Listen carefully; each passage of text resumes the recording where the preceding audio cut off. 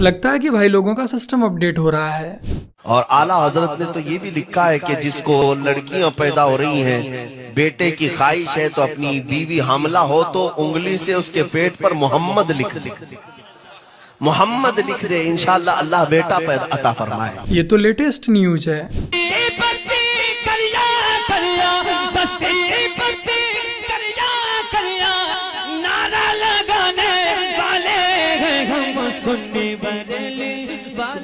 ठीक है मुल्ला जी, सुन्नी बरेली वाले हो तो फिर चीखने चिल्लाने की क्या जरूरत है, शांति से भी बता सकते हो। वो रमजान की चांद रात थी, जब दिन आया तो माँ का दूध नहीं पिया, सारा दिन नहीं पिया, जैसे ही सूरज डूबा दूध पी लिया। दूसरे दिन भी ऐसे ही किया कि मशहूर हो गई बात के सैयदों के घराने में एक बच्चा पैदा हुआ है कि जो रमजान शरीफ के दिन में दूध नहीं पीता, रोजा रखता है।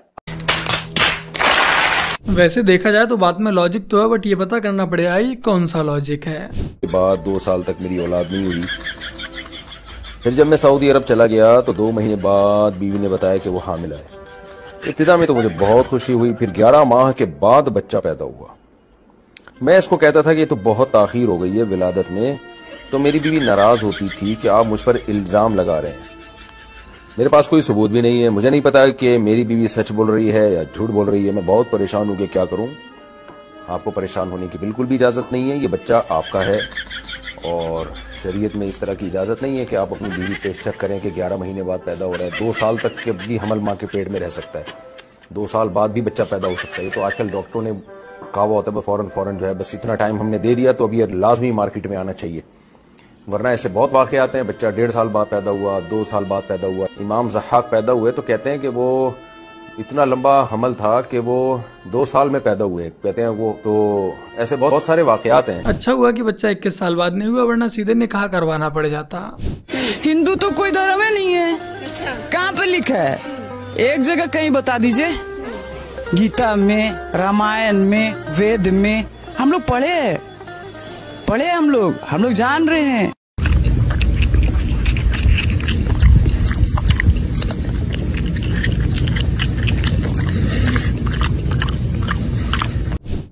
थोड़ा फैमिली गरीब थी हमारे पापा की, तो हमारी शादी कर दी थी 13 साल की उम्र में। 13 साल की उम्र में शादी हुई, 14 में प्रेग्नेंट हुई और 16 में तलाक हुआ कि 15 में तलाक हुआ? 16 में ही तलाक हुआ था। 16 में ही तलाक हुआ। कैसे? देख रहा है ना विनोद मजहब की खूबसूरती को। मुझको थोड़ा राउंड घुमा के, अन्ना के जैसा चश्मा लगा के, कोकोनट में लस्सी मिला के, आ जाओ सारे वोट बना के।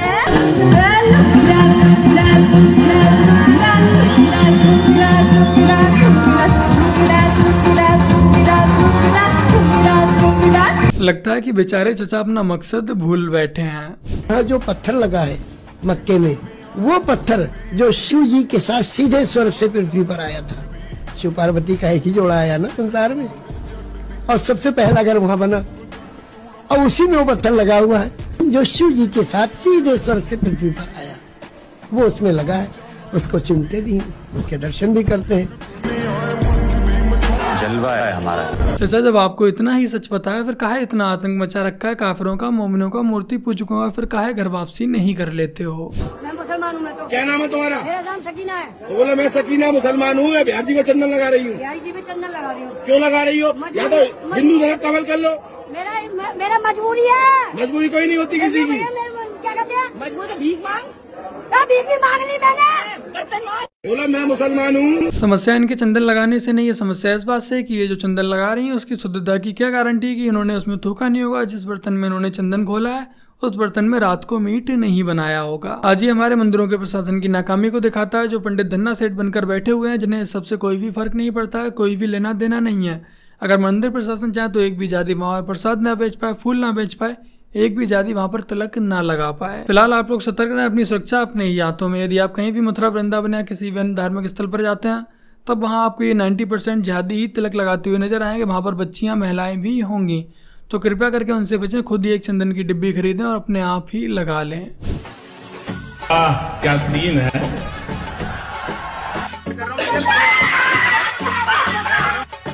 वाह क्या सीन है।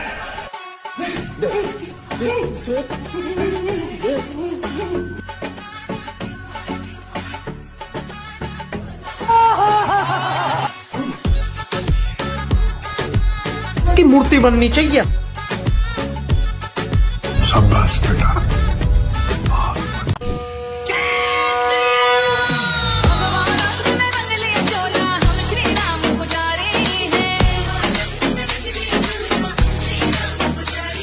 तो राम राम मेरे प्यारे भाई बहनों की हालचाल मजा में एक बार फिर से आप सबका स्वागत है अपने चैनल द पैट्रियट ऑफिशियल में। और मैं आपका भाई दुर्गेश लेकर आ चुका हूँ एक और नई video. So I just want to thank and glorify God. मैं परमेश्वर को धन्यवाद देना चाहती हूँ। See the power of God. Touch. Say thank you, Jesus. Say thank you, Jesus.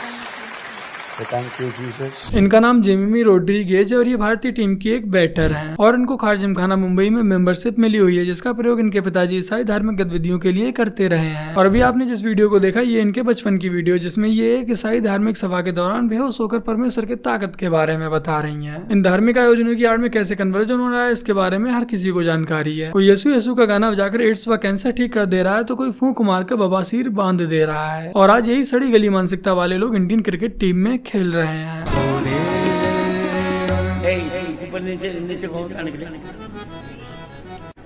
Delhi जाना था आवश्यक कार्यवशात, परंतु एकदम इतने सुंदर हैं। हम लोगों को तो सुंदर बनने के लिए सजावट का तो जिस दिन हम प्रकट हों उसी दिन राधा रानी से हमारा विवाह भी मान लिया जाए, इसीलिए तो विवाह पंचमी बांके ब्याह। राजा रामचंद्र भगवान की।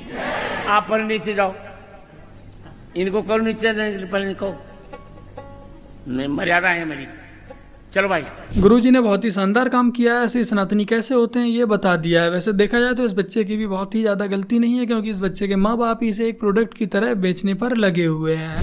मैं बहुत छोटा हूँ, अपनी माँ को कुछ नहीं दे सकता, लेकिन इतना कह सकता हूँ कि मेरी माँ जितना करती है फैमिली में उतना कोई नहीं कर सकता। मेरी मम्मी के नहाने पर झाड़ू लगाती है, पोछा लगाती है, खाना बनाती है गरम गरम। खुद नॉनवेज नहीं खाती लेकिन मेरे लिए चिकन बनाती है। खुद नॉनवेज नहीं खाती लेकिन मेरे लिए चिकन बनाती है। भूत जैसे हम दोनों भाई बहनों को पढ़ाती है। बाकी का कहीं ना कहीं गलती हम हिंदुओं की भी है जो भक्ति के नाम पर अंधे हो जाते हैं। जो हम ये नहीं समझ पाते हैं कि कैसे हमें भक्ति के नाम पर आज बेवकूफ बनाया जा रहा है। देखो वो एक समाज से जुड़ा हुआ मामला है, समाज से जुड़ा हुआ मामला है तो उनको माफी मांग लेनी चाहिए। जो हीरो हैं ये, उनके समाज में किसी भी मंदिर में जाके ये कह रहे भाई जो भूल चूक हमारे से हुई तो समाज का भी सम्मानित हो जाएगा, नहीं तो भाई जेल में बंद है बदमाश आदमी का क्या पता हो रहा कहाँ टपका दे। लगता है कि लॉरेंस बिश्नोई का डर टिकैत साहब तक भी पहुंच चुका है। बाकी का जो वीडियो क्लिप आप लोगों को मैं दिखाने जा रहा हूं ये वीडियो में सैफरन पैट्रियट वाले चैनल पर यानी कल की वीडियो में मैं दिखा चुका हूं, बट इस वीडियो को एक बार फिर से देख लेते हैं क्योंकि इस वीडियो को जितनी बार देखो हर बार उतना ही नया आनंद आता है। नहीं कर सकती हूँ कि एक झापड़ के लिए 10-11 बड़ी बड़ी धाराएं लगाकर मेरे पति, मेरे भाई और मेरे टीम मेंबर्स को जिस तरह से अरेस्ट किया गया और मेरे ऊपर भी सेक्शन 82 लगा दिया गया है, इससे मैं, मेरा मायका, मेरा ससुराल, मेरे सारे टीम मेंबर्स का घर परिवार सब तबाह हो चुका है। मेरी मदद कीजिए। Thank you so much. यदि आपको इस समझी के बारे में डिटेल में जानना हो तो आप लोग यहाँ पर आई बटन पर क्लिक करके इस वीडियो को देख सकते हैं। वह इस वीडियो का लिंक मैं आपको नीचे डिस्क्रिप्शन व पिन कमेंट में भी दे दूंगा। बाबा साहब, कुछ लोग संविधान मिटाने में लगे हैं। सर कट जाए लेकिन संविधान मिटने नहीं देंगे हम। जय भीम, जय बाबा साहब की। यदि आज बाबा साहब जिंदा होते तो इसे देखकर खून के आंसू रो रहे होते। और रही बहन संविधान मिटाने की बात, तो कोई भी संविधान को नहीं मिटा रहा है, बस तुम्हें कांग्रेस के द्वारा बेवकूफ बनाया जा रहा है। I am a big fan of Hindu and I am a big fan of India. Let me start by stating right up front that if I'm elected president, the Indian and Hindu community will have a true friend in the White House. That I can guarantee you, that I can tell you.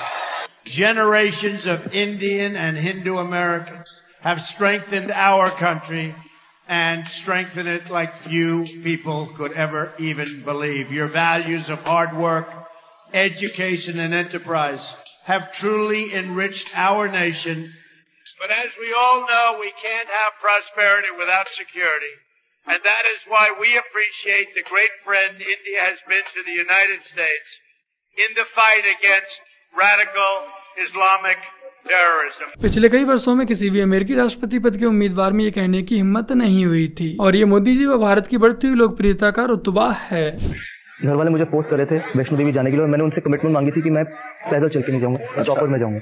Hotel गए तो वहाँ पर उन्होंने बोला कि आप आधा घंटा वेट करो। 15 मिनट बाद जब वापस आए तो उन्होंने बोला कि चौपर कैंसिल हो चुके हैं क्योंकि वहाँ पर और ज्यादा क्लाउडी हो गया। तो मैंने मोटर कार करा दो, बैटरी कार, घोड़ा करवा दो, क्योंकि पैदल तो मैंने जाना नहीं था। तो बारिश इतनी तेज हो गई कि उन्होंने बोला कि घोड़ा स्लिप हो सकता है। तो पूरे रास्ते भवन तक तूफान में चढ़ा, और मैंने उससे ज्यादा तेज बारिश अपनी जिंदगी में कभी नहीं देखी। और जब मैंने दर्शन किए उसके बाद एक बूंद बारिश की नहीं, वापस रियलाइज हुआ कि आप ये बोल के नहीं जा सकते कि मैं इस तरीके से आऊंगा, नहीं तो नहीं आऊंगा। माता रानी जिसको जैसे बुलाएंगे उसको वैसे ही जाना पड़ेगा। आप लोगों को मल्टीवर्स के बारे में कितना आइडिया है? हमें आइडिया है मल्टीवर्स का। ब्रह्मा तो मैं हूँ। ये सारे ब्रह्मा कहाँ से आए? ये क्या हो रहा है? देखो, मैंने विभिन्न ब्रह्मांडों के ब्रह्माओं को यहाँ आमंत्रित किया ताकि तुम्हें अपने विषय में भी सत्य का ज्ञान हो जाए। इन सहस्त्र ब्रह्मांडों में तुम केवल एक के रचयिता हो। इससे बड़े ब्रह्मांडों में तुमसे कहीं अधिक शक्तिशाली ब्रह्मा भी है। वास्तव में सत्य तुम्हारी कल्पना से कहीं बड़ा और जटिल भी हो सकता है।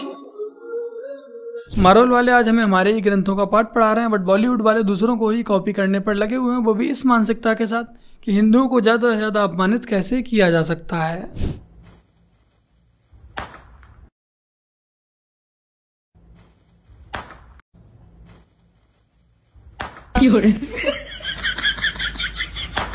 हेलो।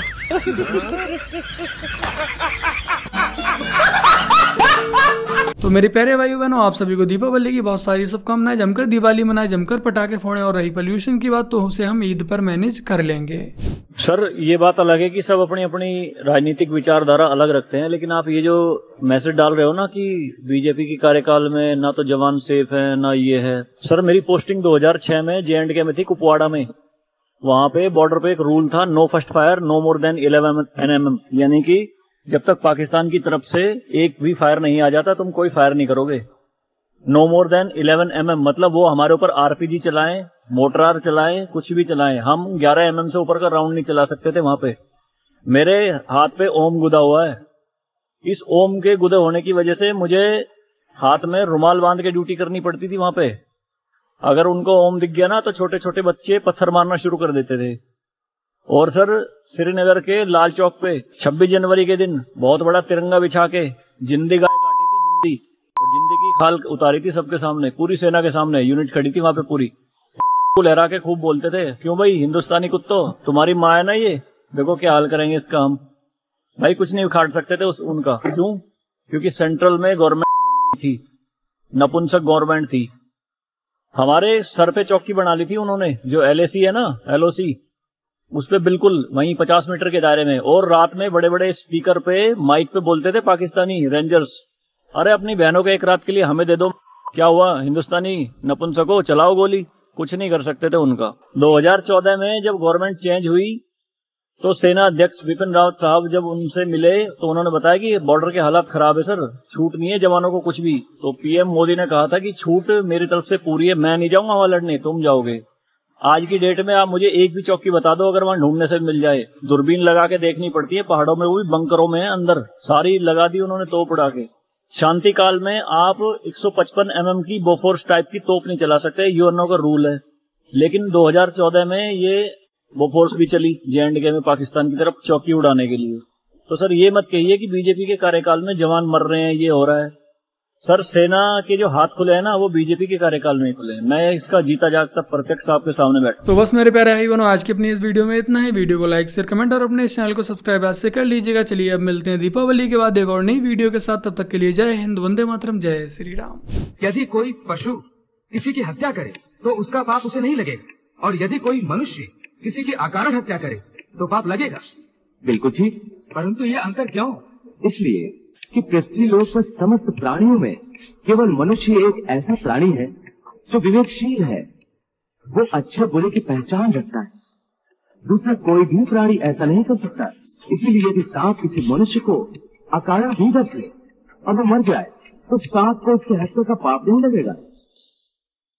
इसी तरह शेर दूसरे जानवरों की हत्या करता है तो उसे उसको पाप नहीं लगता।